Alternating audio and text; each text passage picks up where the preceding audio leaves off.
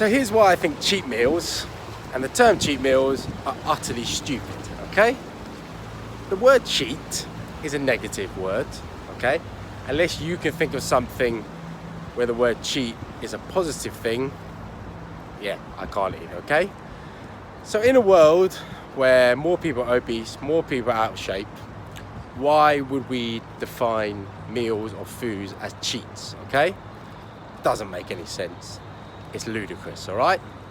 Now the term cheat meal basically came from bodybuilders, and it's basically a meal or foods outside of their normal meals or foods, okay? So let's say they're normally eating chicken, rice and broccoli out of their Tupperware, and then they're gonna have a pizza. That's now a cheat meal, isn't it? Because it's out of the ordinary. That's fine for a jacked up bodybuilder on shitloads of drugs, who also knows exactly what they're doing, okay?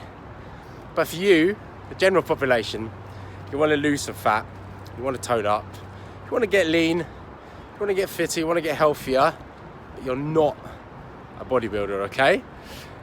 And your relationship with food could be better. Let's not use the term cheat meals or cheat foods, okay? So what's a better way of doing it? So let's say you have your normal routine, let's just say during the week for argument's sake, and you have your meals every day and you keep them pretty similar, which I'm a big advocate of because it's less thinking, isn't it, okay? And on the weekend you're going out for dinner with your partner and you want something, you know, a little bit different. Fine. Doesn't have to be a cheat meal, you just want some different foods. It's not, you know, it doesn't have to be a big deal. So what you do is, and this is the ideal way, is you just factor it in to your normal daily calories, okay? So let's say you normally eat 2,000 calories a day, and that's your calorie deficit to lose body fat, and you want to go and eat, I don't know, a hamburger, and it's 800 calories, fine. Probably means the rest of your meals are going to have to be a bit smaller, but okay, you still had said hamburger, you fit it into your calories, and job done, all right? Maybe it's even a day, and we'll do a video on this on my page about calorie cycling. So maybe it's even a day where you're having higher calories and you pick that day to eat, let's say, a pizza because it's 1,200 calories, okay? For a lot of people, 1,200 is a decent whack, all right? But you got a higher calorie day, you factor it in, the next day you're not eating as many calories, okay? So something like that is absolutely fine. Even a little bit of chocolate. Let's say you want a little bit of chocolate each day and it's 100 calories. Just factor it in, okay?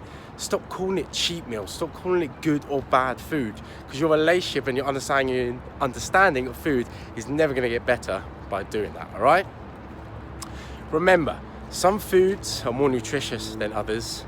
Some foods are more calorie dense than others, okay? So pizza, again, use the example because it's a good example, is very calorie dense. It contains a lot of calories for not necessarily loads of food.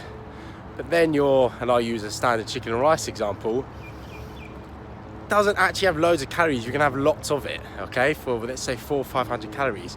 So it's very nutritious, okay? We have nutritious foods, we have foods which aren't very nutritious and normally more calorie dense, but that's it, it's still food, okay? So please, no more cheats, no more cheat meals. I heard the other day the most ridiculous thing, that someone has a clean cheat meal. Now fuck me, that literally makes no sense, okay?